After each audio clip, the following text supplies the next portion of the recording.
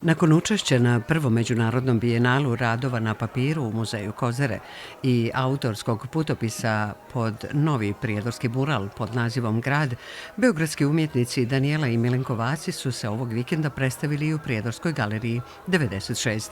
Na izložbi pod nazivom H, počev od slika, akrila na platnu i skulptura pa do instalacija, fotografija i kolaža, Vasići su ponudili bogat izbor iz svog stvaralačkog opusa, koji je, kako kažu, njihov poziv na razmišljanje u optimističkom pravcu. Ovu izložbu otvorio je direktor galerije 96. Tihomir Iljašević, koji je istakao da je ovo specifična izložba autora koji su kao pobjednici četvrtog međunarodnog konkursa Paola de Maninkor bili u prilici da svojim muralom Grad ukrase fasadu u centralnom dijelu grada Prijedora.